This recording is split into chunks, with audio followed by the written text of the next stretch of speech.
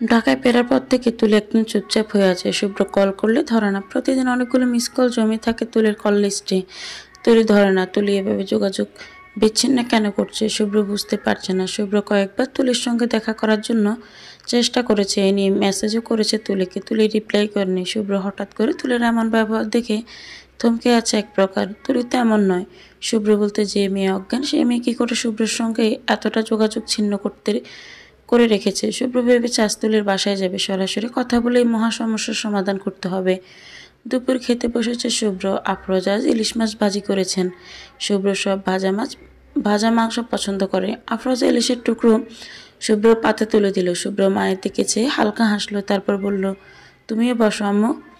Insulin নিয়েছো এখন? আফরোজা নিজের প্লেটে মাছ কাঁটা ছাড়তে ছাড়তে বললেন, দিয়েছি। সুই ছাড়া কি ডায়াবেটিসের আর কোনো ওষুধ নাই রে শুভ্র? সুই হতে হাত কাঁপে আমার। দিতে হবে আম্মু, কিছু করার নেই। তোমার ডায়াবেটিস মেডিসিন দিয়ে কন্ট্রোলে আসবে না। কথা বলার ফাঁকে শুভ্র নিজের খাওয়া বাদ দিয়ে মায়ের প্লেটে মাছ নিয়ে কাঁটা ছাড়ালো। তারপর কাঁটা ছাড়ালো, মাছ তুলে দিল আবার আফরোজার প্লেটে। আফরোজা ছেলের এই কাজ দু চোখ ভরে দেখেন।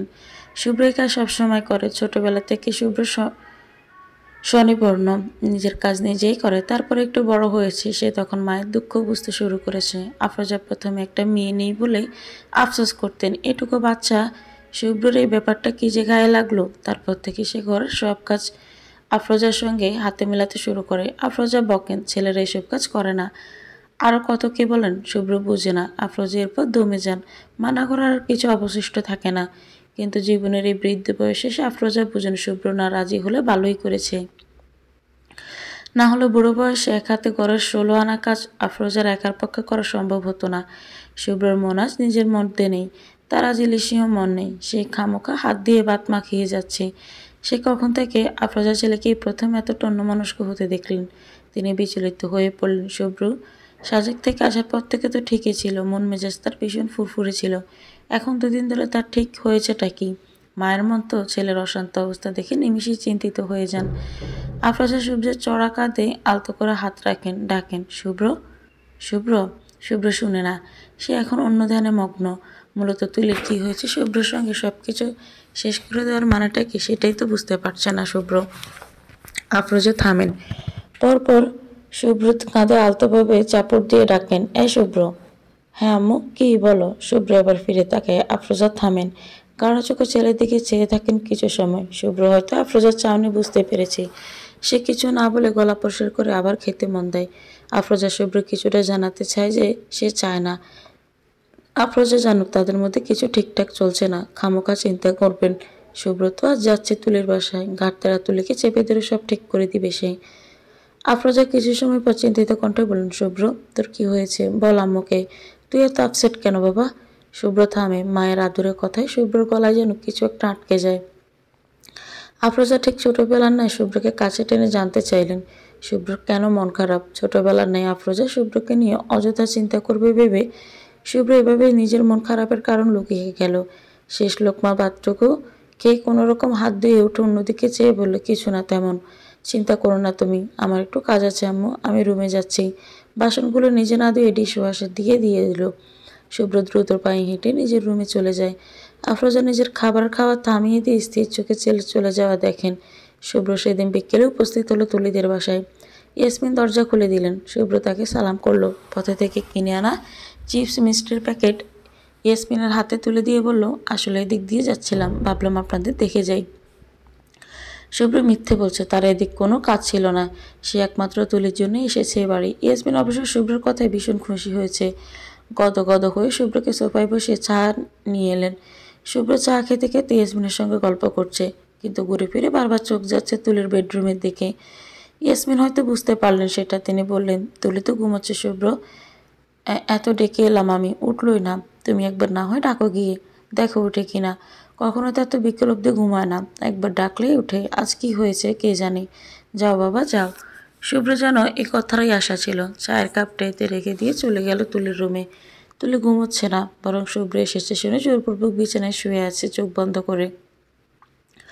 কোলবালিশ খামচে ধরে আছে যেন। শুভ্রের কোনো কথা শুনে তুলি পুনরায় আবেগে খুইয়ে না বসে। দরজা লাগানোর শব্দে তুলি আরও শক্ত করে কোলবালিশ খামচে ধরে। শুভ্র এগিয়ে আসছে, তার পায়ের শব্দ স্পষ্ট শুনছে তুলি। শুভ্র বিছানায় বসেছে, তুলি চোখ খিঁচে রেখেছে। তুলি যে ঘুমায়নি সেটা শুভ্র তুলির আচার আচরণ থেকে স্পষ্ট বুঝতে পারছে। শুভ্র হালকা হাসলো, যে মেয়ে শুভ্রের জন্য মরিয়া তারা তো পালাই পালাই ব্যবহারে শুভ্রর অবিশ্বাস্য ঠেকল। শুভ্র পা থেকে ধীরে সুস্থে স্যান্ডেল খুলল, তারপর সোজা তুলির বুকে মাথা রেখে একটানে লম্বা হয়ে বিছানায় শুয়ে পড়ল।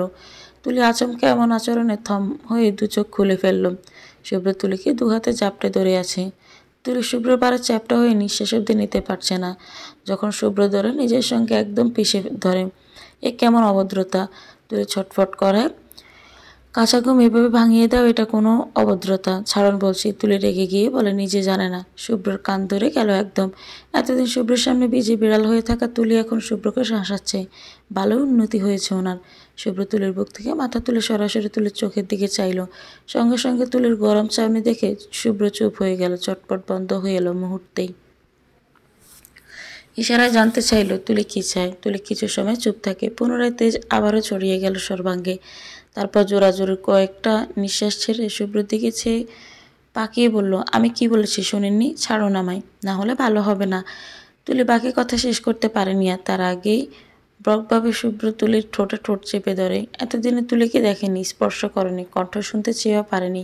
তার ফলাফল হচ্ছে শুভ্র নিজের এতদিনে ছটফট করা আবেগ তুলির ঠোঁটে সবটুকু ছড়িয়ে দিচ্ছে। তুলি ব্যথা পাচ্ছে, কিন্তু এতদিন পর কাঙ্ক্ষিত স্পর্শে ব্যথাটুকু ভুলেই আরামে ভেসে যাচ্ছে। মুহূর্তে সব রাগ পানি হয়ে যাচ্ছে ধীরে ধীরে। আস্তে আস্তে তুলির ডান হাতের আঙুল শুভ্রর মাথায় চুল খামচে ধরছে, বাম হাতে রাখে শুভ্রর প্রশস্ত পিঠে।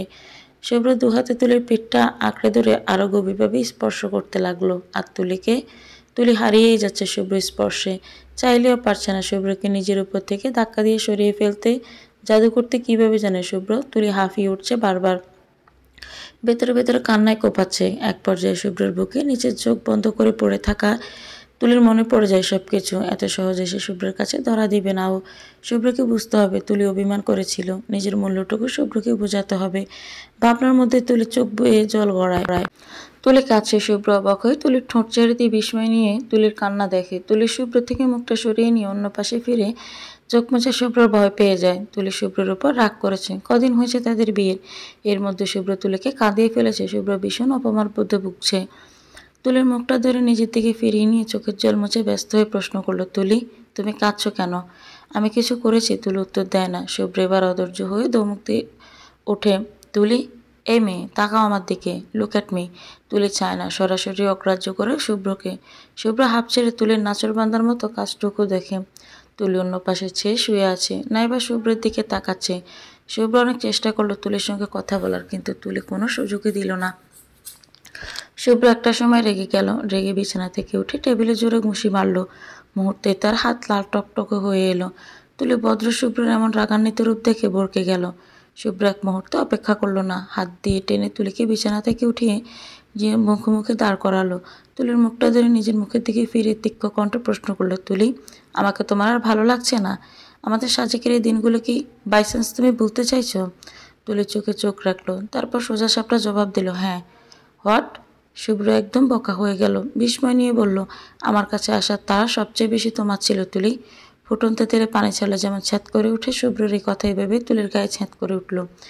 তুলি তেতে উঠে বলল, তো এখন কি করবেন? পা ফেসে ঝুলাবেন আমায়? না বলবেন তোমাকে দিয়ে আমার শেষ? নাও তুমি তোমার মতো, আমি আমার মতো, কোনটা? তুলির কথা শুভ্রর বোধগম্য হলো না, কিন্তু যখন শুভ্র দুইয়ে দুইয়ে চার মেলালো তখন বুঝতে পারলো তুলির রাগটা মূলত কোথায়। শুভ্র সব বুঝে এবার হালকা হাসলো। তুলি শুভ্রের হাসি দেখে চরম পর্যায়ে বিরক্ত হলো। ছ্যাঁত করে বলল, হাসছেন কেন? আপনি হাসবেন না। শুভ্র তুলির কপালের চুল আঙুলের পিছনের দিকে ঠেলে দিয়ে মৃদু স্বরে বলল, তুলি আমার আমার সংসার করবে, এজন্যই এত রাগ? তুলি হচকিয়ে গেল। পরপর মুখটা অন্যদিকে সরিয়ে বলল, মোটেও নয়। শুভ্র হাসলো, কিছু ভাবলো, বুঝলো, হিসেব মিলালো। বিয়ে তো হয়ে গেছে তাদের, সংসার করার জন্য দুজনে প্রাপ্তবয়স্ক। শুভ্র নিজে ডক্টর হওয়া, তুলির পড়াশোনা তাদের বাসায় খুব একটা খারাপ হবে না। তুলি এখন শুভ্রের জন্য বিক্ষিপ্ত আচরণ করছে, পড়াশোনায় কোনো মন নেই। একসঙ্গে থাকলে সমস্যাগুলো আর থাকবে না। শুভ্র ভাবে, তারপর চোখ বন্ধ করে কয়েকটা নিঃশ্বাস ছেড়ে তুলির কোমরটা চেপে ধরতেই তুলি শুভ্রর দিকে চায়। শুভ্র হালকা হেসে তুলিকে নিজের সঙ্গে মিশিয়ে নিয়ে কপালে কপাল ঠেকায় তুলি শুভ্রের বুকের কাছে শার্ট দুটো আঙুলে খামচে ধরে। শুভ্র এভাবে কাছে আসলে তুলি ভেতরে ভেতরে চুরমার হয়ে যায়। কেন বারবার এমন হয়? তুলি কেন শুভ্রের সামনে নিজেকে আটকে রাখতে পারে না? নিজের মনটা কেন বারবার তুলির সঙ্গেই বা করে বসে? তুলি উত্তর পায় না হয়তো বা, কিন্তু স্বীকার করে না, কারণ তুলি এখনো রেগে আছে। শুভ্র তুলির কপাল ঠেকিয়ে চোখ বন্ধ করে আছে। একটা সময় তুলির কোমর হাতটুকু গাঢ় করে ডাকলো আলতো সুরে, তুলি শুনছ? কি মারাত্মক একটা ডাক! তুলির মনে ফুলঝুরি কে ছেটায়। তুলি জবাব দিল নিজের অনিচ্ছায়, হুম। তুলির কপালে চুমু খায়, তারপর আবার কপালে কপাল ঠেকায়, মিষ্টি করে একটা মারাত্মক প্রশ্ন করে, আমার ঘরে যাবে তুলি? আমার ছোট্ট এই ঘরটায়, যেখানে আমি তুমি আর আম্মু মিলে আমাদের ছোট্ট একটা সংসার সাজাবো। সংসার রানী থাকবে তুমি, আমি রাজা। ভালোবাসা দিয়ে সাজাবো আমাদের এই ছোট্ট ঘর। যাবে তুলি? তুলির শরীরটা নিত্যের ন্যায় ঝঙ্কার দিল। তুলি চোখ বন্ধ করে জোরে জোরে নিঃশ্বাস ফেললো। শুভ্র হাসলো তুলি ছটফটানি দেখে। একটা সময়ও তুলি খুশি হলো, কিন্তু শুভ্রর কাছে ছোট হয়ে যাবে ভেবে খুশিটাকে গোপন রেখে গম্ভীর গলায় বলল, আপনার ইচ্ছে, আপনার বউ ঘরে তুলবেন কিনা?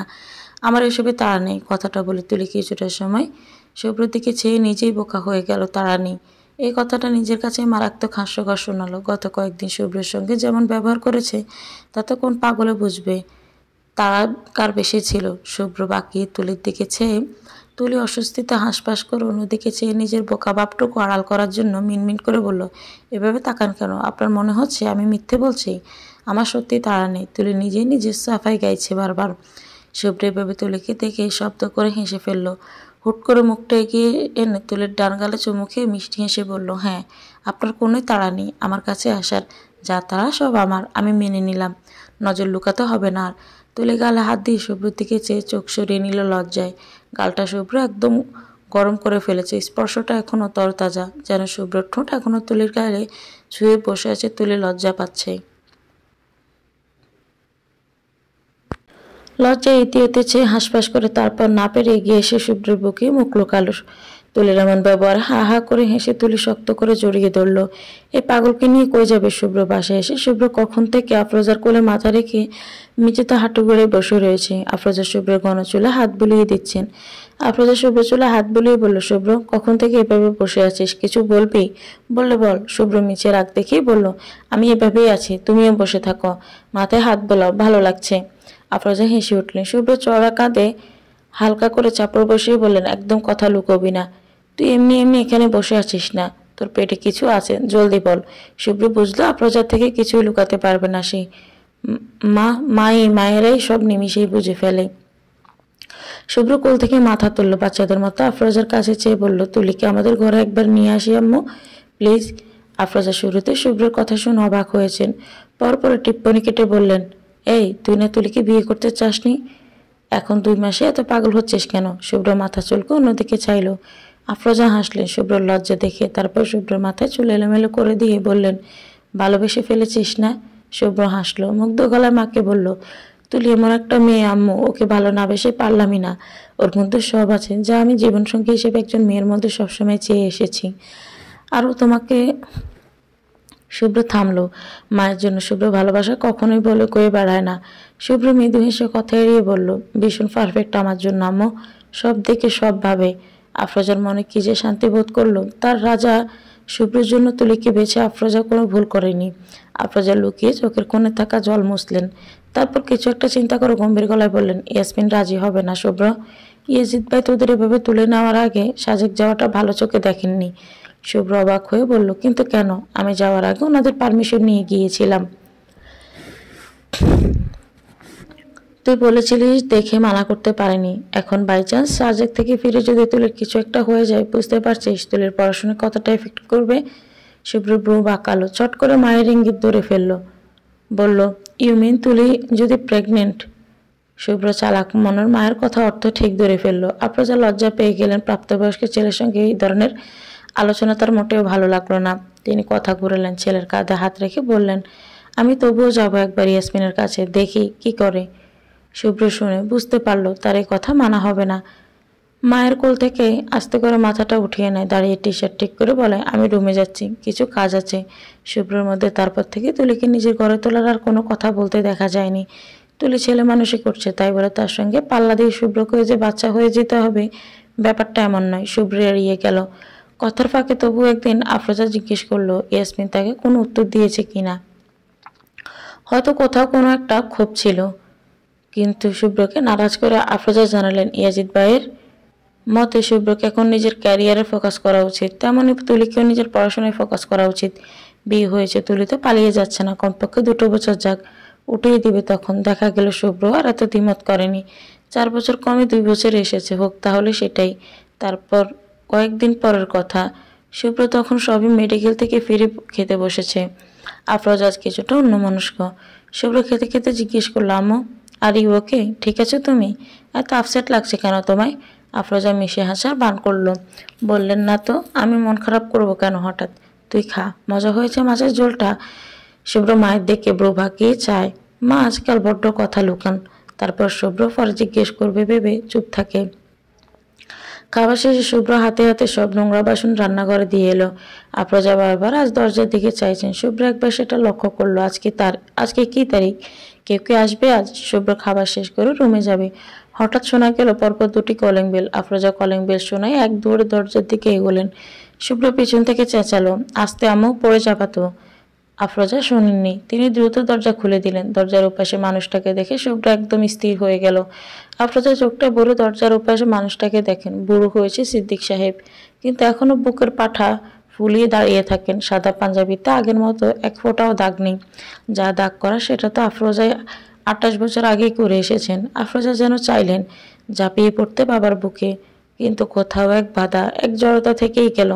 আফরোজা 2 কদম সরলেন। কম্পিত গলায় বললেন, আব্বা কেমন আছো? ভিতরে আসো, ব্যাগটা আমার কাছে দাও। সিদ্দিক সাহেব ব্যাগ সরালেন একটু পেছনে। গম্ভীর গলায় বললেন, নিজের বোঝা নিজেই বইতে পারি আমি, কারো উপর বোঝা হয়নি কোনোদিন, হবও না। আফরোজা অপমানটুকু গিলে ফেললেন মুহূর্তেই। হাসার বান করে কিছু বলবেন এগিয়ে এলো শুভ্র। মায়ের পেছনে দাঁড়িয়ে বলল, ভিতরে আসুন নানা যান। সিদ্দিক সাহেব বহু বছর পর শুভ্রকে দেখলেন। শুভ্র ছোটবেলা থেকেই শুনেছে মানুষের মুখে যে ভীষণ ভদ্র এক ছেলে পেয়েছে আফরোজা। আফরোজার ছেলে প্রশংসা নিজের বাড়িতে সারাক্ষণই শুনেন সিদ্দিক সাহেব। যেন সবাই চায় শুভ্রের দিকে চেয়ে হলেও আফরোজাকে এই বাড়িতে নিয়ে আসেন সিদ্দিক সাহেব। সিদ্দিক সাহেব ভেতরে ঢুকলেন। হাতের মিষ্টির ব্যাগটা সোফার টেবিলে রেখে সোফায় বসলেন। আফরোজা প্রথমে চেয়েছিলেন বাবার পাশে বসতে, কিন্তু বসলেন না। বাবার থেকে দূরে সোফায় বসে মুচকি হাসলেন। শুভ্র মায়ের পাশে সোফাকে এসে দাঁড়িয়ে আছে। ব্রু কুচকে নানাজানের এক এক কাজ দেখছে। এই যে নানাজান বারবার চোখ ঘুরিয়ে তার ঘরের সাজসজ্জা দেখছেন, সেটা লক্ষ্য করলো শুভ্র। শুভ্র মনে মনে হাসে, শুনিয়ে শুনিয়ে বলে, ঘরটা আম্মুর হাতে সাজানো।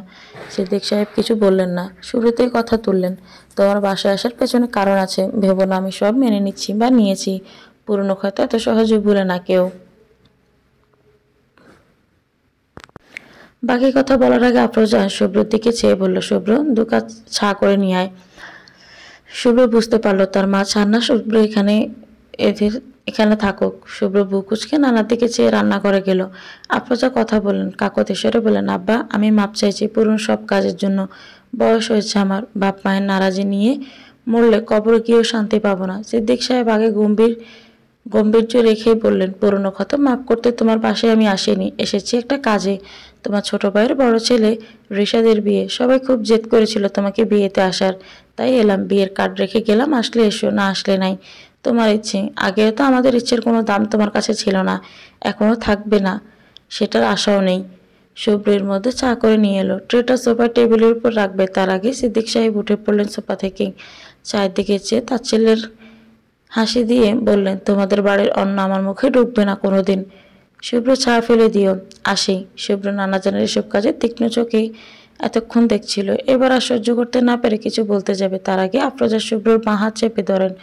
শুভ্র আটকে যায়। দাঁতে দাঁত চেপে সিদ্দিক সাহেবের সকল অপমান গিলে ফেলার চেষ্টা করে। সিদ্দিক সাহেব চলে গেলেন। তিনি যেতেই শুভ্র এবার রাগে ফেটে বলল, এসব কি ধরনের ব্যবহার ওনার?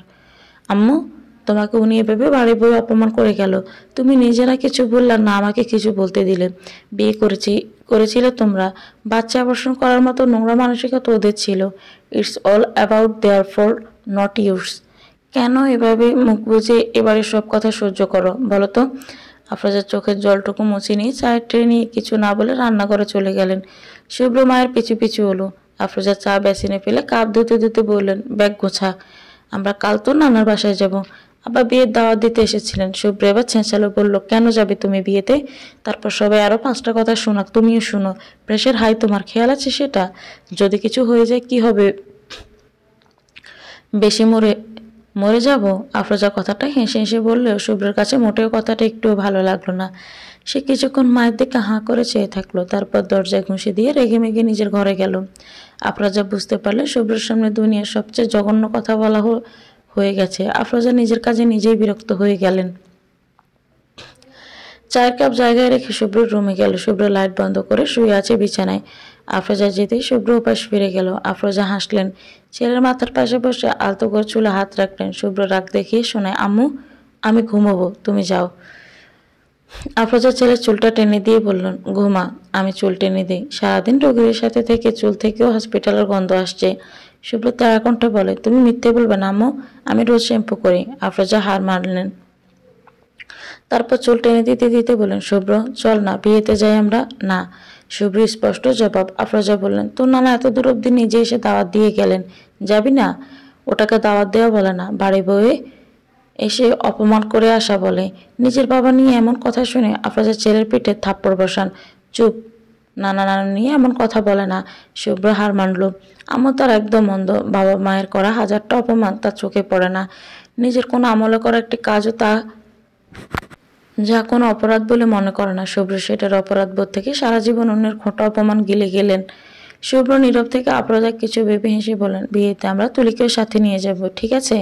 শুভ্র এবার এপাশে ফিরল, এক হাত মাথার নিচে বালিশে রেখে বাঁকা চোখে বলল, আমার দুর্বল জায়গায় হাত দিয়ে লাভ নেই আম্মু। যে বাড়িতে তোমার নিজেরই মূল্য নেই সেই বাড়িতে আমার বউয়ের মূল্য থাকবে সেটার আশাও করি না আমি। আফরোজা বাদ সাধলেন, বললেন, ধুর, এমন করবে না ওরা। ও বাড়ির সবার সঙ্গে আমার কথা হয়, শুধু আব্বাই রেগে আছেন, আর কেউ রেগে নেই আমাদের উপর। শুভ্র তবুও শুনল না। আফরোজা এবার থামলেন কিছুক্ষণ নীরব থেকে, তারপর এক সময় কেমন মরা কণ্ঠে বললেন, আমি আমার নিজের বাড়ি একটা বার যেতে চাই শুভ্র। সে যে বিয়ে করে এসেছি, আজ যায়নি কখনো, কেউ বলেইনি যাওয়ার জন্য। আজ কেউ বলেছে, স্বয়ং আব্বা বলেছে আমাদের যাওয়া উচিত, না হলে তার আটাশটাকে আশাটাকে অপমান করা হবে। আমি একবার আব্বাকে ছোট করেছি, আরেকবার করার সাহস আমার নেই। শুভ্র মায়ের কথা শুনে কিছুক্ষণ ফ্যালফ্যাল চোখে মায়ের দিকে চাইল, পরপর নিজের সকল মতামত একপাশে তুলে রেখে আফরোজার কোলে মাথা রেখে শুয়ে বলল, কাল যাচ্ছি আমরা, পরশু বিয়ে খেয়ে চলে আসব। আমার মেডিকেল আছে, এত ছুটি দিবে না। আর তোমার বৌমাকে বলে রেখো। বলে চোখ বন্ধ করলো শুভ্র। আফরোজা হাসলেন, আলতো করে ছেলের চুলে হাত বুলিয়ে দিতে লাগলেন। একটা সময় শুভ্র মায়ের কোলে মাথা রেখেই ঘুমিয়ে গেল। আফরোজা মাথা শুভ্র বালিশে রাখলেন, গড়ার লাইট নিভিয়ে হেসে বললেন, কে বলবে এই ছেলে এত বড় ডাক্তার, এখনো মায়ের কোলে ঘুমায়। হেসে হেসে শুভ্রের রুম থেকে বেরিয়ে গেলেন আফরোজা।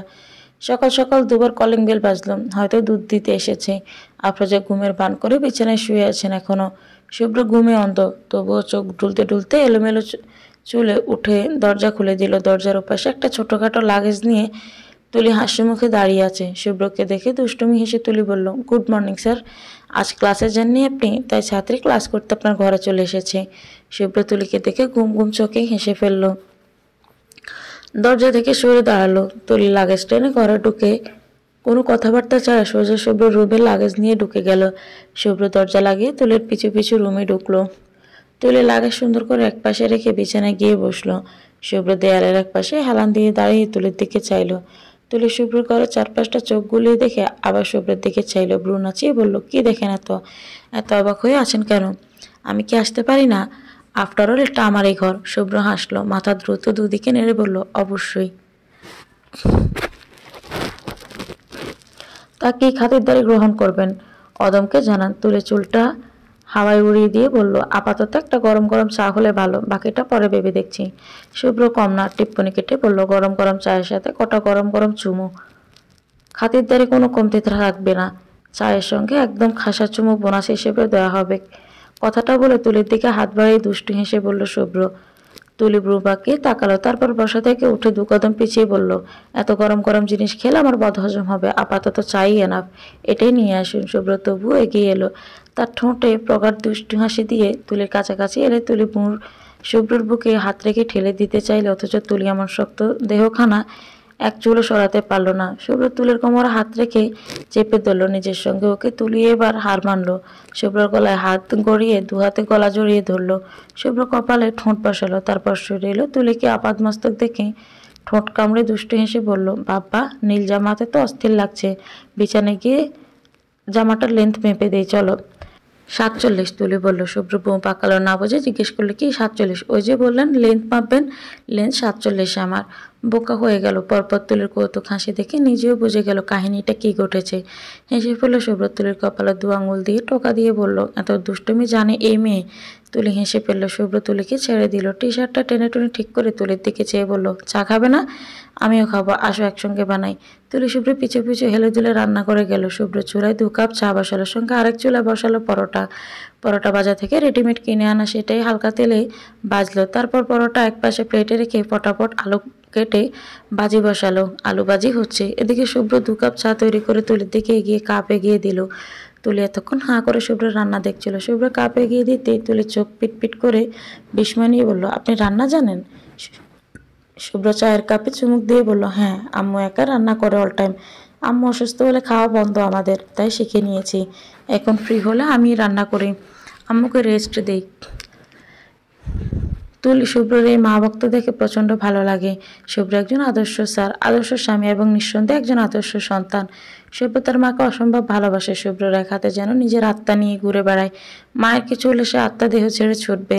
তুলি মনে মনে একটু ভয় পায়, ভবিষ্যতে তুলি আর শুভ্রর মায়ের সঙ্গে কোনো ঝুট ঝামেলা হলে শুভ্র কাকে সাপোর্ট করবে। যদি আফরোজা কোনোদিন শুভ্রকে তুলিকে ছেড়ে দিতে বলেন, শুভ্র ছেড়ে দিবে, হয়তো দিবে। তুলি নিজের উল্টোপাল্টা চিন্তায় নিজেই বিরক্ত হলো। এমনটা কেনই বা হবে? তুলি কখনোই বা শুভ্র আফরোজার মনে কষ্ট দিবে না। কিন্তু যদি কোনো অঘটন না করতেই ঘটে। তুলি থমকে গেল।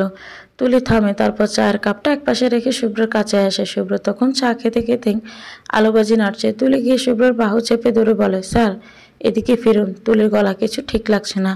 শুভ্র হাতের কাজ সেরে তুলির দিকে ফিরল। তুলি শুভ্রের বুকে ডান হাত রাখলো। শুভ্র তুলি সেই হাতের দিকে একবার চেয়ে আবার তুলির দিকে তাকালো। ভ্রু পাকালো শুভ্র। তুলি থামলো। গলা বেজিয়ে হঠাৎ করে জিজ্ঞেস করলো, আপনার আম্মু মানে আন্টি আমার ঠিক কতটা পছন্দ করেন? সত্যি করে বলুন আমায়। শুভ্র এই ধরনের প্রশ্ন শুনে প্রথমে কিছুটা অবাক হয়েছে, পরপর তুলির আগ্রহ দেখে বলল, যতটা ভালোবাসলে নিজের একমাত্র ছেলেকে জোর করে তার মতের বিরুদ্ধে শুধুমাত্র তোমার উপর ভরসা করে বিয়ে করিয়ে দেন, ততটা পছন্দ করেন। তুলি শুনে থমকে যায় কিছুক্ষণের জন্য, পরপর আবার আরো একটা প্রশ্ন করে, আর আপনি আপনি আমায় কতটা পছন্দ করেন? তুলির করা প্রশ্নে করার সময় একটু কাঁপলো যেন। শুভ্র হয়তো আন্দাজ করতে পারলো তুলির ভয়টা ঠিক কোথায়। শুভ্র থামলো, তার ডান হাতটা তুলির গায়ে রাখলো। গরম হাতটা গালে স্পর্শ করার সঙ্গে সঙ্গে তুলি কেঁপে উঠলো। শুভ্র উত্তর দিল, আব্বু যেভাবে এতটা বছর ধরে আমাকে আব্বুকে মনে রেখে দিয়েছে, যৌবনকালে স্বামী হারানোর পরও লোকের কথায় বিয়ের পিড়িতে বসেননি, আমিও তোমাকে ঠিক ততটাই ভালোবাসি তুলি। ভালোবাসা বোঝার পর তুমি আমার প্রথম এবং তুমি আমার শেষ, শুনেছ? তুলি শুনে গলাটা কাঁপলো বোধহয় খানিক। তুলি আবেগ নিয়ে সামলাতে না পেরে জড়িয়ে ধরল শুভ্রকে। শুভ্র জড়িয়ে ধরল। শুভ্র বুঝতে পারছে উত্তরটা তুলির মন মতো হয়েছে। শুভ্র হাঁপ ছাড়লো। তুলি সন্দেহ করেছিল মায়ের জন্য কোনোদিন শুভ্র তুলিকে ছেড়ে দেবে কিনা। অথচ শুভ্র জানে তার আম্মু যে সময় ছেলের সুন্দর এক সংসারের স্বপ্ন দেখেন, তার পক্ষে কোনোদিন তুলিকে ছেড়ে যাওয়ার কথা মাথায় আসবে না। তুলি অবুঝ, এবারে আসুক, কটা দিন গেলে নিজেই বুঝে নেবে। হঠাৎ নাকে কিছু পোড়া গন্ধে এলে শুভ্র তুলিকে ছেড়ে দিল। দ্রুত গিয়ে আলুভাজি চুলা থেকে নামিয়ে নিল। পোড়া গন্ধে পুরো রান্নাঘর ছড়িয়ে গেছে। তুলি ঠোঁট উল্টো বলল, জ্বলে গেছে নাকি? শুভ্র আলুভাজি নেড়ে ছেড়ে দিল। তারপর কাতর কণ্ঠে বলল, এভাবে রান্না করো, তোমার হাতে প্রেম পেলে তো বিপদ তুলি। ঘরের সবার তাহলে জলা খাবার খেতে হবে। দুপুরে তীব্র রোদ গায়ে পড়ছে। সূর্যের তীব্রতা আজ অনেকটাই বেশি। শুভ্ররা তৈরি হয়ে নিচে নেমেছে।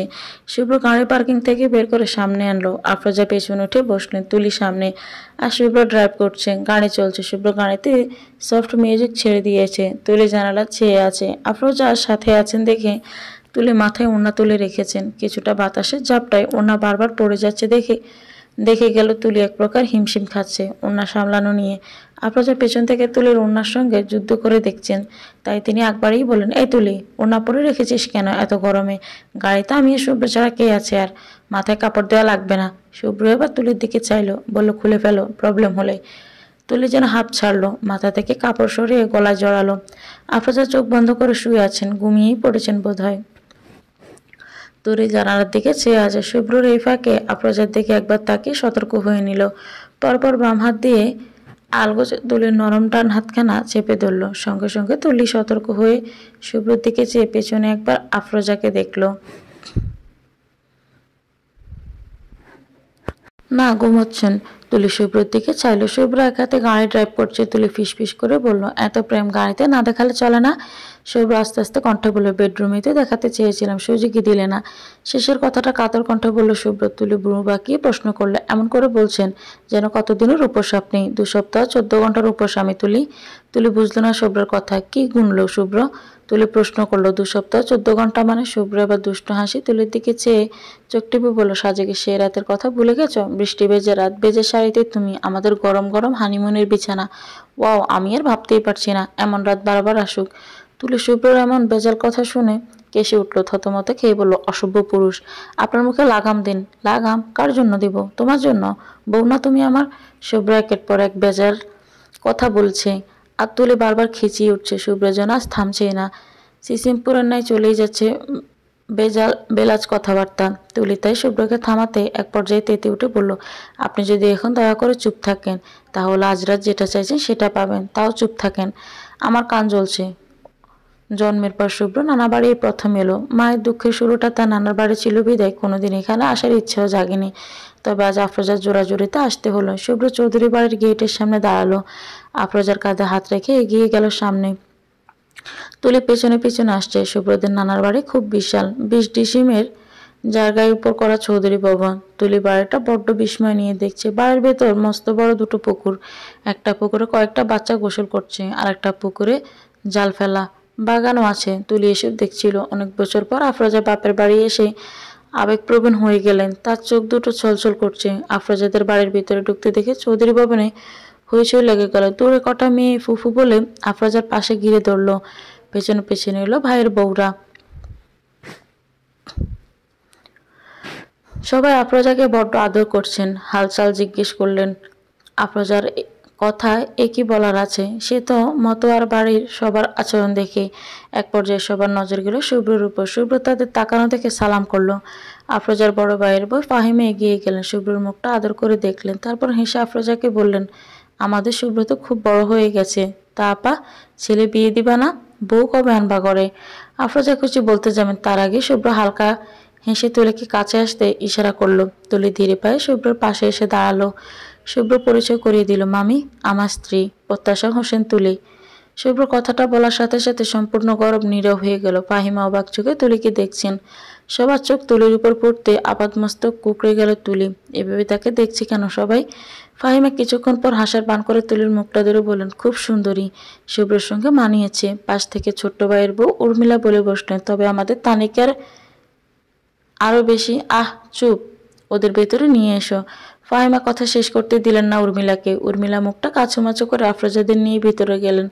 তুলির একদমই তাদের কথা ভালো লাগলো না। তানিকে কি হয় শুভ্রর?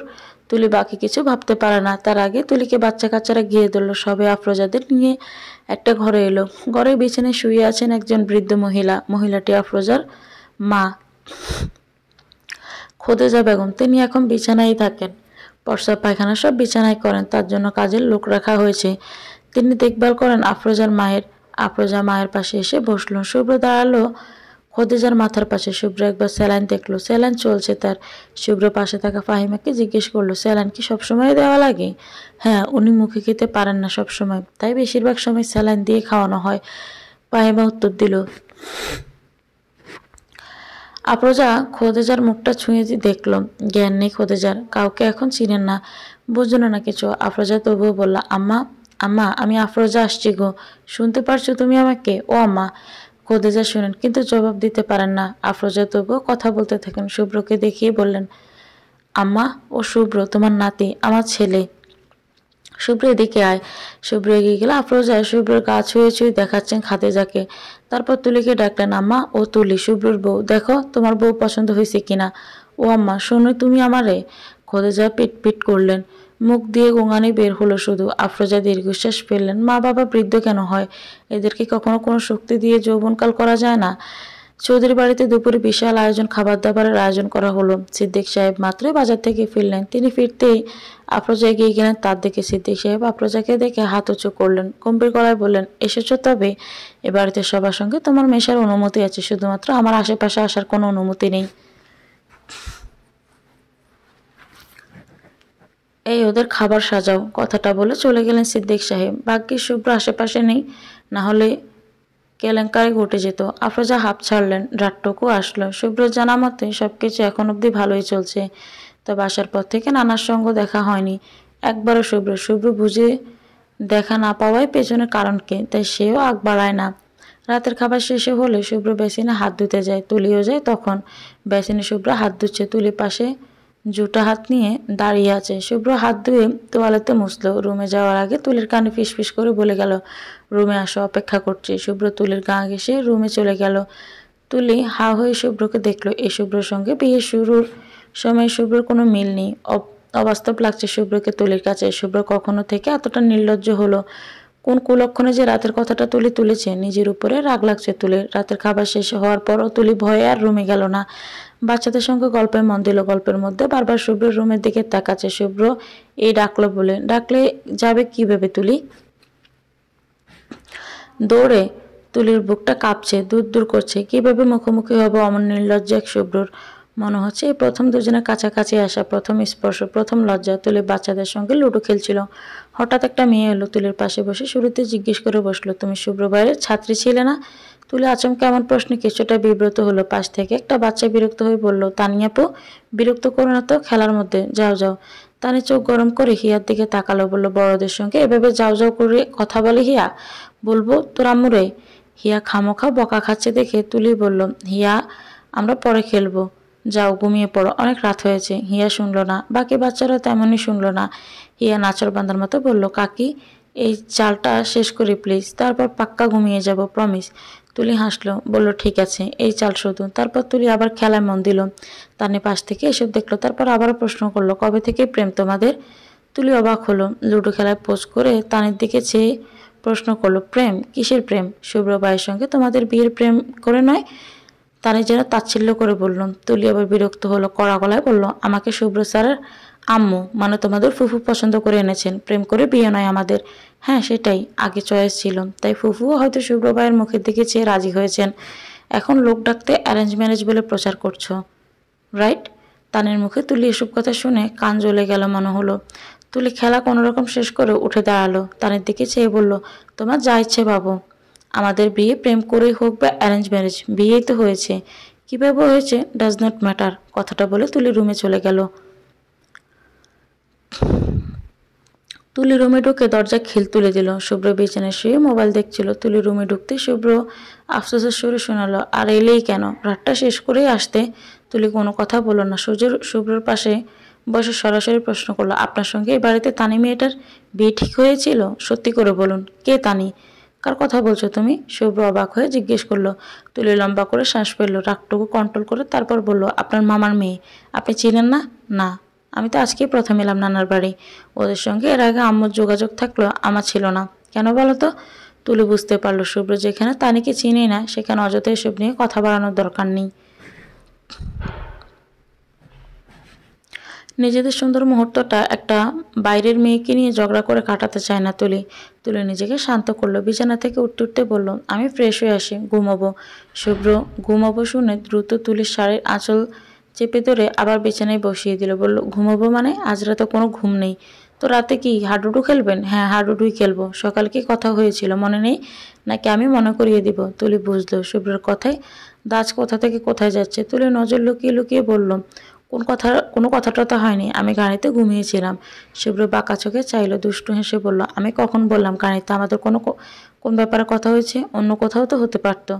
দ্যাটস মিনস তোমার সব মনে আছে। জলদি জলদি আমার উইশ পূরণ করো, আর দেরি নয়। তুলি লজ্জায় বিছানা থেকে উঠে আয়নার সামনে দাঁড়ালো।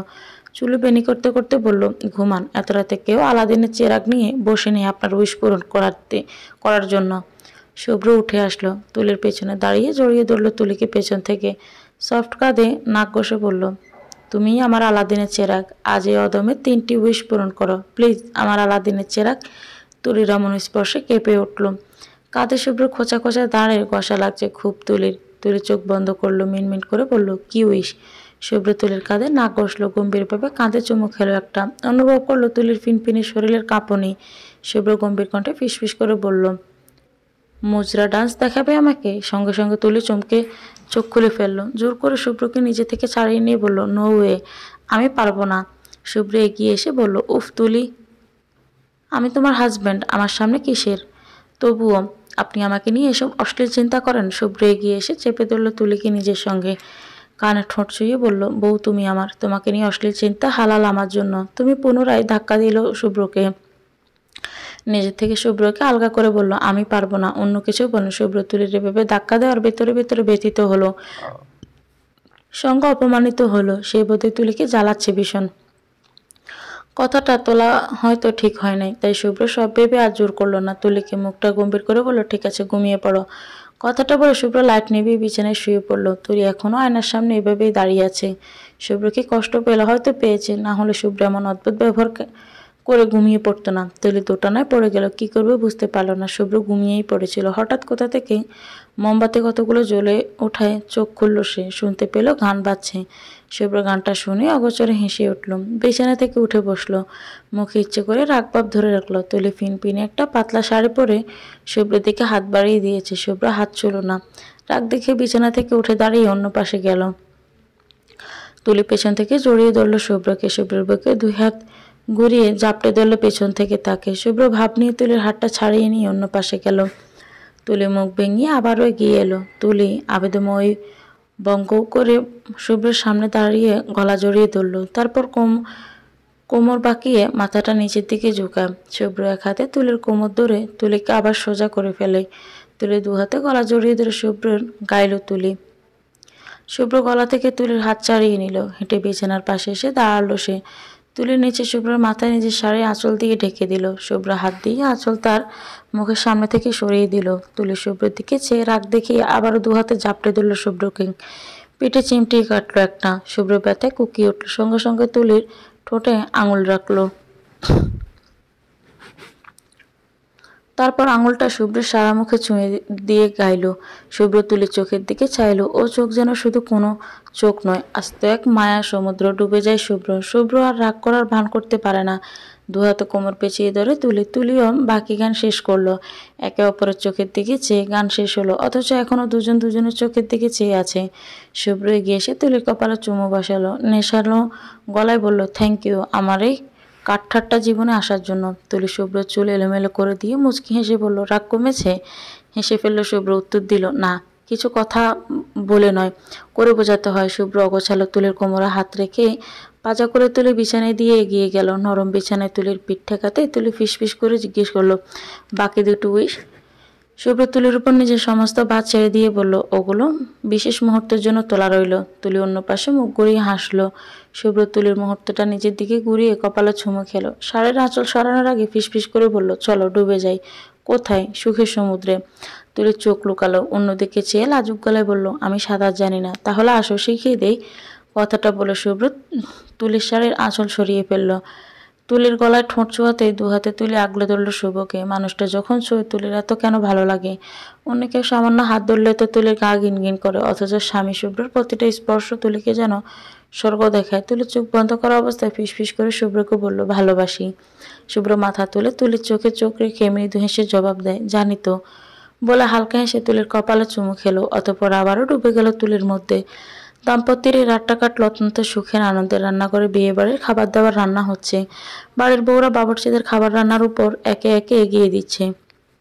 কজন বাড়তি লোকও বসেছে চেয়ার নিয়ে। মহিলারা গল্প করতে করতে রান্না করছেন। তুলি তখন সবে রান্নাঘরে ডুববে বলে রুম থেকে বেরিয়েছে। শুভ্র গোসলে গেছে। বাথরুমে যাওয়ার আগে বলে গেছে যে ফিরে এসে যেন তুলিকে সামনে পায়। তুলি শুভ্রের কথা শোনেনি। এই নির্লজ্জ পুরুষের কথা শোনা মানে তুলির আজ সারাদিন ঘর থেকে না বের হওয়া। বিয়ে বাড়িতে এসেছে, টুকটাক সাহায্য না করলে কেমন খারাপ দেখায় না? তুলি রান্না করে ঢুকবে, তখন কানে এলো এক মহিলা বলছে, তানিনমার মনটা ভাঙলো সেসব দিন। আফরোজা তো ছেলে বউ সমেত বিয়ে খেতে এলো, ফাহিমা মশলা বাটছেন। উত্তর দিলেন তিনি, কপালে নাই তো কি আর করার। আমি ভালো মানুষ, ভাবলাম আফরোজা আপনার দুঃখে এবার শেষ করে দেই। বিয়েটা হলে লাভ ছিল না বলো?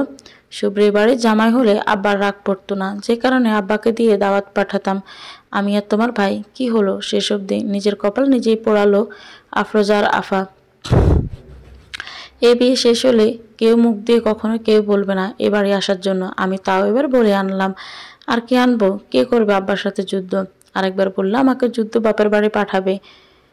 চৌধুরী বাড়ির পুরুষদের যা রাগ আমার 14 পুরুষের এমন রাগ নেই। তুলির তাদের কথোপকথন শুনে আর ভেতরেই গেল না, রাগে চলে এলো রুমে। শুভ্র তখন মাত্রই গোসল করে বেরিয়েছে, সে শার্ট পরছিল। তুলি গিয়ে দরজায় খিল তুলে দিল। শুভ্র দরজা বন্ধ হওয়ার আওয়াজে পেছন ফিরল। তুলির দিকে চেয়ে দুষ্টু হেসে বলল, কি ব্যাপার, দিন দুপুরে দরজা বন্ধ করছো কেন? তুলি এসব কথা পাত্তা দিল না, সোজা শুভ্রের সামনে দাঁড়ালো, বলল, আমরা কবে ঢাকা যাচ্ছি? আজ। কেন? আমাকে কিছু বলবেন না। আপনার বড় মামি আপনাদের দাওয়াত দিয়ে আনিয়েছেন শুধুমাত্র আপনার সঙ্গে তানির বিয়ের কথা বলার জন্য। এখন আমি আপনার স্ত্রী আছি দেখে তারা নেক্সট টাইম আপনাদের এই বাড়িতে আর আনবে না। শুভ্র অবাক হয়ে জিজ্ঞেস করলো, তুমি এসব কোথা থেকে শুনলে? আমি রান্নাঘরে যাওয়ার সময় শুনেছি। তুলি মিথ্যে বলছে না, শুভ্র জানে। শুভ্র বিশ্বাসও করে তার নানার বাড়ির মানুষ চূড়ান্ত স্বার্থপর। কিন্তু আফরোজা এমন জেদ ধরলেন, শুভ্র মানা করতে পারেনি। রাগে শুভ্র চোয়াল শক্ত হয়ে গেল। সে বলল, আমরা আজ চলে যাচ্ছি। ওরা বলবে কেন? আমি আম্মুকে বারবার অপমানিত হতে এখানে আসতে দিব না। কথাটা বলে শার্ট পরে শুভ্র বেরিয়ে গেল রুম থেকে। শুভ্র ভেবেছিল আফরোজাকে কিছু বলবে, কিন্তু ভাই ভাবিদের সঙ্গে আফরোজাকে হাসতে দেখে শুভ্র থেমে গেল। মন চাইল না মায়ের এই সুন্দর মুহূর্তটা তার কাছ থেকে কেড়ে নিতে।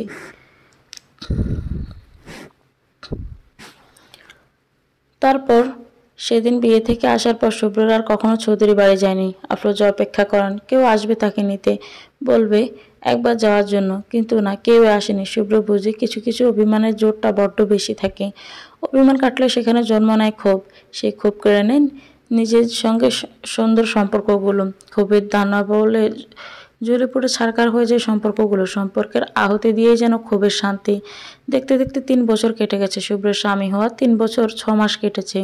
তুলিও MBBS পাশ করে একটা ক্লিনিক জব নিয়েছে, সামনে ডিগ্রি করার ইচ্ছে। শুভ্রের মধ্যে MD করেছে ক্লিনিক্যাল সাইডে পেডিয়াট্রিক বিষয়ে। তুলির বাবা বহু বছর পর দেশে আসলেন, তার মাথায় আপাতত অন্য ভাবনা চলছে। সেই ভাবনা থেকে তিনি দাওয়াত করলেন শুভ্র আর আফরোজাকে নিজেদের বাসায়। শুভ্র হসপিটাল থেকে ফিরে আফরোজাকে নিয়ে গেল তুলিদের বাসায়। তুলি বারান্দায় দাঁড়িয়ে অপেক্ষা করছিল শুভ্রের জন্য। যেই না শুভ্রের ঘাড়ে তুলি দেখলো, সঙ্গে সঙ্গে তুলি হেসে লুকিয়ে গেল। তুলির জন্য ইয়াসমিন গোলাপি রঙের শাড়ি বের করে রেখে এসেছিলেন বিছানার উপর। তুলি শাড়িটা একটু নেড়ে ছেড়ে ব্লাউজ পেটিকোট নিয়ে বাথরুমে গেল। শুভ্র বসার ঘরে সোফায় বসে আছে, তার মুখোমুখি ইয়াজিদ সাহেব। তিনি শুভ্রকে সরাসরি এই প্রথম দেখলেন। শুভ্র চুপচাপ বসে আছেন। মূলত ইয়াজিদ সাহেবের সঙ্গে সে কি কথা বলবে খুঁজেই পাচ্ছে না। ইয়াজিদ সাহেব এবার নিজেই মেয়ের জামাইয়ের সঙ্গে কথা তুললেন। শুভ্র, ভালো আছো তো? হাসপাতালের কাজ কেমন যাচ্ছে? ভালো যাচ্ছে আঙ্কেল। সরি বাবা। শুভ্র লজ্জা পেয়ে গেছে। আঙ্কেল আর বাবা বলার অভ্যাসের মধ্যে সে সবসময় কনফিউজড হয়ে যায়। এটা নিয়ে তুলির কাছে সে কম বকা খায়নি, তবুও পারে না। তবে চেষ্টা চালিয়ে যাচ্ছে সে। ইয়াজিদ সাহেব বললেন, শুনলাম নতুন হাসপাতাল তৈরি করছো? জি বাবা। অন্যের চাকরি আর কত? নিজে কিছু একটা হওয়া উচিত। টাকা পয়সার ব্যাপার তো অনেক, সামলাতে পারছো তো? হয়ে যাচ্ছে। আমরা 3 বন্ধু মিলে করছি, বাকি টাকা শর্ট পড়ে ব্যাংক থেকে লোন নেওয়া হয়েছে। টাকা লাগলে আমাকেও বলো, চেষ্টা করবো সাহায্য করার। লাগলে বলবো বাবা। ইয়াজিদ থামলেন, আর কি কথা বলবেন খুঁজে পেলেন না। তবে শুভ্র ছেলেটাকে সামনাসামনি দেখে তিনি দারুণ সন্তুষ্ট। যেমন দেখতে ভালো তেমনই আচার ব্যবহার। মেয়ের জন্য একদম সোনা পেয়েছেন ইয়াজিদ। তবে ইয়াজিদ যদি জানতেন শুভ্র বেডরুমে তারই মেয়ের সঙ্গে চূড়ান্ত অসভ্যতা করে, তাহলে তো আজকে তিনি শুভ্র সম্বন্ধে এমন মন্তব্য করতেন না। শুভ্র মনে মনে হাসলো খানিক। বাইরের মানুষের সঙ্গে শুভ্র হচ্ছে ভদ্রপুরুষ, অথচ বউয়ের সঙ্গে চূড়ান্ত অভদ্র। একমাত্র তুলি এর ভুক্তভোগী। তুলি জানে শুভ্র কেমন ফাজিল এবং অসভ্য। ইয়াজিদ আবার স্ত্রীকে ডাকলেন। ইয়াসমিন রান্নাঘরে নাস্তা বানাতে বানাতে আফরোজার সঙ্গে গল্প করছিলেন। স্বামীর ডাক শুনে তিনি এলেন। ইয়াজিদ বললেন, মেয়েকে নিয়ে এসো, আনছি। কথাটা বলে ইয়াসমিন তুলির ঘরের দিকে ছুটলেন। তুলি তখন সবে শাড়ি পরছে, শাড়ি সামলাতেই পারছে না তুলি। শাড়ি নিয়ে এক প্রকার যুদ্ধ করা লাগছে ইয়াসমিন। তুলির এমন বেহাল অবস্থা দেখে হাসতে হাসতে ঘরে ঢুকলেন। তুলি মায়ের দিকে চেয়ে ঠোঁট উল্টে বলল, আম্মু পরায় দাও না এটা। ইয়াসমিন এসে শাড়ির আগা ধরলেন। শাড়ি সুন্দর করে পরিয়ে দিতে দিতে বললাম, তুই এত বছরও শাড়ি পরা শিখলি না, আজ বাদে কাল উঠিয়ে নিবে, তখন কিভাবে পরবি? তুলি উত্তর দেয় না। মাকে তার বলতে পারে না, ও বাড়িতে তাকে শাড়ি পরিয়ে দেওয়ার জন্য দুজন আছে, শুভ্রর আম্মু আর স্বয়ং শুভ্র। তুলি শাড়ি পরতে পারে না দেখে শুভ্র একদিন তুলির সামনে বসে ইউটিউব দেখে শাড়ি পরা শিখিয়েছে। তারপর দেখে দেখে শাড়ি পরিয়ে দিয়েছে তুলিকে। সঙ্গে অসম্ভব দুষ্টুমি তো আছে, হাতটা বড্ড চলে শুভ্রর, খালি ওখানে ছই এখানে ছই। তুলি হাসলো। ইয়াসমিন তুলিকে শাড়ি পরিয়ে দিতে অলংকার হালকা কিছু পরালো। শুভ্র যে বালা দিয়েছিল তুলিকে, তুলি সেটা হাতে দিল। শুভ্র একটা লকেট দিয়েছিল ইদানিং। লকেট তুলি আর শুভ্রর প্রথম অক্ষর ST দেওয়া। লকেটের ভিতরে দুজনের ছবিও আছে। তুলি সেটাই পড়লো। আজ শুভ্রকে আজ সারপ্রাইজ দেওয়া হবে, তাই তুলি একদম শুভ্রর মন মতো সেজেছে। তুলিকে নিয়ে আসা হলো শুভ্রর সামনে। তুলি ধীর পায়ে এগোচ্ছে। তুলিকে আজ ভীষণ সুন্দর লাগছিল। শুভ্র হাঁ হয়ে তাকিয়ে একবার দেখলো, পরপরই সবাই পাশে আছে দেখে শুভ্র চোখ সরিয়ে নিল। গলা খাঁকিয়ে দিয়ে সোজা হয়ে বসলো। ইয়াসমিন তুলিকে শুভ্রর পাশে বসালেন। শুভ্র গা ঘেঁষে বসেছিল। তুলি শুভ্র বড়রা পাশে আছে দেখে একটু সরে বসলো। তুলি এটা দেখে মাথা নিচু করে হেসে ফেললো। আসছে তুলির লাজুক বর। ইয়াজিদ বলেন, আফরোজা, শুভ্র তুলির সম্পর্কটা এবারে কোনো উচিত। কথা দিয়েছিলাম মেয়েকে 2 বছর পর তুলে দিব। দেরি হয়েছে কিন্তু কথা রাখবো আমি। আরও আগে দিতে পারতাম, কিন্তু আমি দেশে নেই। একমাত্র মেয়ের বিয়ে হয়ে শ্বশুর বাড়ি যাবে, সেটা বাবা হয়ে মন মানছে না আমার। রাগ করো না এটার জন্য। এখন আমি দেশে এসেছি, আমি চাই তুলিকে আমি নিজের হাতে সাজিয়ে গুছিয়ে ও শ্বশুর বাড়ি পাঠাবো। কি বলো তুমি? শুভ্র অবাক হয়ে ইয়াজিদের দিকে তাকালো। তুলি হাসছে মনে মনে। আফরোজা খুশিয়ে বললেন, অবশ্যই। তুলিকে আমি নিজের মেয়ের থেকে কম দেখিনি ভাইজান। ও আমার ঘরে আসা মানে আমার একটা মেয়ের অভাব পূরণ করা। আমরা রাজি। শুভ্র এবার হালকা হাসলো। ইয়াজিদ বললেন, কথাবার্তা তাহলে সারা যাক। জুবাইর, তোমার বোন আর দুলাভাইকে নিয়ে ছাদ ঘুরে আসো, যাও। জুবাইর হেলে দুলে এসে শুভ্র হাত ধরলো, বলল, চলো দুলাভাই, আপু আসো আসো। শুভ্র জুবাইরকে কোলে তুলে নিল। জুবাইর এতেই হুম্বিতম্বি করে উঠে বলল, কোলে নাও, কোলে না, কোলে না, আমি বড় হয়ে গেছি দুলাভাই, নামাও আমাকে। শুভ্র হেসে ফেললো, বলল, ওরে বাবা, বড় হয়ে গেছো যুবু। শুভ্র জুবাইরের সঙ্গে আস্তে আস্তে কথা বলছে। তুলির সামনে ছাদের দিকে এগোচ্ছে। শুভ্র তুলির পেছন পেছন ছাদের দিকে গেল।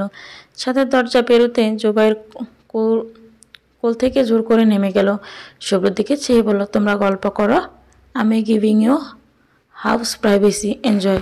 কথাটা বলে দৌড়ে চলে গেল জুবাইর। শুভ্র হাঁটুর বয়সে বাচ্চার মুখে এ ধরনের কথা শুনে বাবাচাকে খেয়ে গেল। তুলিকে জিজ্ঞেস করলো, ও প্রাইভেসি দেওয়া শিখলো কিভাবে? তুলি কপাল কুচকেও বলল, আরে ওর ফ্রেন্ড, এক একটা ভয়াবহ পাকনা, ওদের থেকেই মনে হয়। শুভ্র হালকা হাসলো, বলল, সেদিনের জুবাইর আজকে আমাদের প্রাইভেসি দিচ্ছে, ভাবা যায়? আগে তো আমাদের সঙ্গে পিছু পিছু ঘুরতুম। তুলি হাসলো। শুভ্র দীর্ঘশ্বাস ফেলে বলল, দেখতে দেখতে 3 বছর কেটে গেছে না?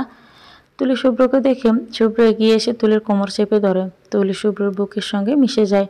শুভ্র তুলির কপালের উপর থেকে চুল সরিয়ে বলে, এবার অফিসিয়ালি অ্যান্ড ইকুরেটলি আমার বউ, আমি ঘরে তুলব।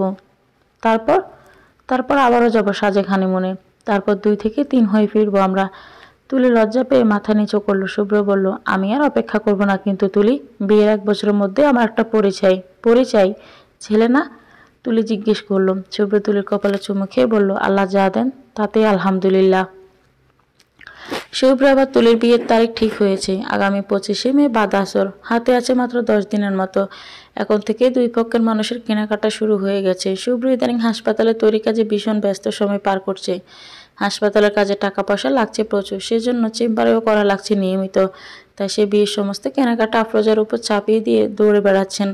তুলি অবশ্য এতে সক্রিয়। বিয়ের কেনাকাটা সবেতেই আফরোজা তুলিকে সাথে নিয়ে ঘুরেন। হাতে আছে আর 5 দিন। আজকে আফরোজা বেরিয়েছেন শপিংয়ে, সঙ্গে তুলি আর জুবাইর।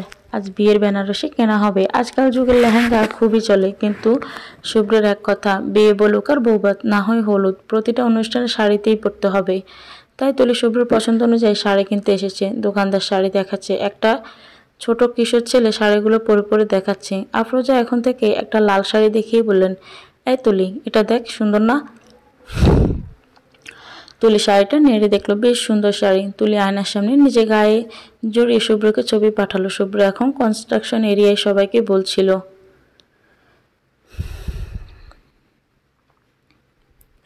কোন দিক দিয়ে কোন জিনিসটা বসাবে। তুলির মেসেজ পেয়ে শুভ্র চেক করলো। লাল শাড়ি পরে মুচকি হেসে ছবি পাঠিয়েছে তুলি।